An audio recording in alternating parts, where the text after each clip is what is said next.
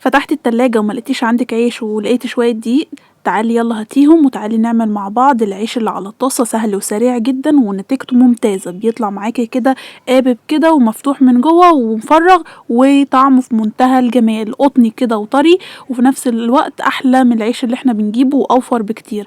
بنص كيلو من الدقيق هيعمل لك كمية ما شاء الله. شايفين الحجم ده؟ طلع لي 20 رغيف من الحجم اللي انتوا شايفينه ده، خطير جدا ومنفوخ كده، وكل الكمية هتقب معاكي وهيطلع معاكي ناجح وفي منتهى الجمال. اتفرجي على الفيديو للاخر عشان تعرفي التفاصيل، ولو كنت مش مشتركة في القناة اشتركي وفعلي الجرس. ويلا نسمي بسم الله ونبدأ في المقادير. نص كيلو كده من الدقيق بتاع المعجنات، احط عليه ربع معلقة صغيرة من البيكنج باودر، واحط عليه معلقة صغيرة من الخميرة، واحط كمان معلقة كبيرة من السكر، وربع معلقة من الملح. كل المكونات الجافة دي كده اقلبها مع بعض كويس جدا جدا جدا.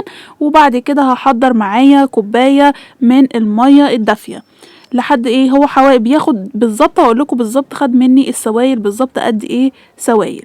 ولكن كده في البداية بجيب كوباية من المية الدافية وبزود شوية بشوية. بعد كده بحط عليهم معلقتين من الزيت، وببدأ ان انا ألم العجينة كده بالمعلقة، وبحط كده بلاقيها لسه ناشفة طبعا، بحط باقي كمية المية اللي في الكوباية. جبت كمان نص كوباية من المية، وبدأت بقى كده اشيل المعلقة واعجن بايدي كويس جدا كده عجنة حلوة. وهو بالظبط خد مني كوباية ونص، واتبقى منها 3 معالق بالظبط من المية. ده بيرجع بقى على حسب نوع الدقيق اللي انتي مستخدماه. ابدا كده ان انا ازود الميه بتاعتي واحده واحده لحد لما انا عايزه عجينه ما تكونش طريه قوي، ما بتلزقش قوي، لان ده عيش مش عايزينه يلزق معانا في الفرد، يتفرد بسهوله، يبقى متماسك وفي نفس الوقت يقب وما يبقاش سايح. فببدأ ان انا اعجنها بقى كويس جدا زي ما قلت لكم. خدت كوبايه ونص واتبقى منهم 3 معالق كبار من الميه. العجينه كده بقت كده خلاص قوامها كده حلو جدا. ببدأ بقى اعجنها كده عجنه محترمه، وببدأ شايفين بصوا يعني هي عجينه طريه ولكن مش بتلزق، متماسكه كده زي ما قلت لكم. شايفينها كده العجينه كده خلاص اتعجنت معايا عجنه حلوه قوي، وبقت وشها املس كده والجلوتين اتجمع فيها. ببدأ ان انا اقطعها على طول من غير ما اسيبها ترتاح ولا اي حاجه. حجم الرغيف اللي انا عملته كان من 45 ل50 جرام، يعني اغلبية العجين اللي انا قطعته كان وزنه 50 جرام.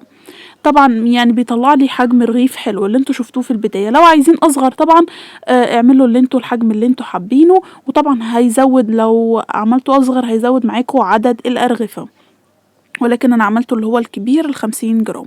ابدا بقى كده خلاص قطعت كل الكميه بالشكل ده، طلعت لي حوالي 20 رغيف او 19 رغيف.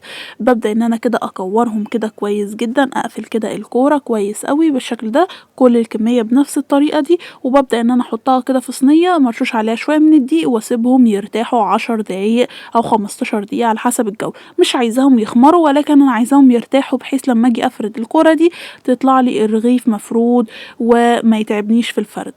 اخد بقى كده شكلها كده بعد ما ارتاحت، اخد كده كوره افرد شويه من الدقيق، ارش شويه من الدقيق من فوق ومن تحت، وببدا ان انا افردها. والفرد هنا ما يكونش سمكه رفيع قوي ولا تخين قوي، بحيث علشان لو كان رفيع قوي مش هيقب معانا وهيبقى العيش خفيف جدا وهيبقى عامل زي عيش الصاج كده. وفي نفس الوقت لو تخين قوي هيبقى اللبابه اللي فيه او اللي من جوه، يعني اللبابه اللي بتبقى من جوه بتبقى سميكه قوي. لا خليه السمك الوسط اللي انت شايفاه ده، لان لسه هيخمر تاني. خلاص بفرد بقى كده العيش بتاعي، وببدا ان انا اجيب كده فوطه نظيفه او ملايه نظيفه بحطها كده على صينيه، وببدا ان انا افرد العيش بالشكل ده.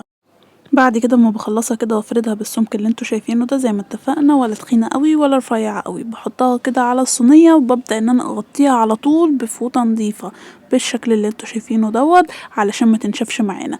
بخلص بقى كل الكميه بالشكل ده وبسيبها برضو تخمر 10 دقايق 15 دقيقه برضو على حسب الجو اللي احنا قاعدين فيه. لو كان شتا طبعا بتاخد شويه وقت، لو كان في صيف يعني ما بتكملش 10 دقايق ربع ساعه بالكتير قوي بتكون خمرت معانا. احنا مش عايزينها تخمر قوي، احنا يا دوبك عايزين العيش يرتاح وفي نفس الوقت ان هو يخمر ينتفخ بس بسيط. وبعد ما بيخمر بقى بكون كده مجهزه الطاسه وجنبيه طبق كده وحط عليه فوطه نضيفه برضو، علشان اول ما يطلع العيش معايا كده ابدا ان انا اغطيه والعيش معانا يفضل طري. بجيب كده الطاسه اهم حاجه نسخنها كويس جدا علشان العيش يقب معانا.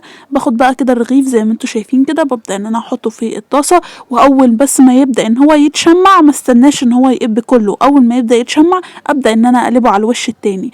بعد كده كده ينفخ شويه ابدا ان انا اقلبه على الوش التاني، وهكذا لحد لما ينفخ معانا من كل الحته.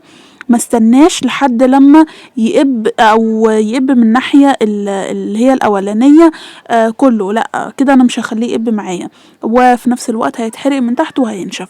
اول كده ما يتشمع كده ويبدا ان هو ينشف كده وشه من فوق، ببدا ان انا اقلبه بالشكل ده. يعني هو اداني فقاقيع كده صغيره، بدات ان انا اقلبه على الوش التاني.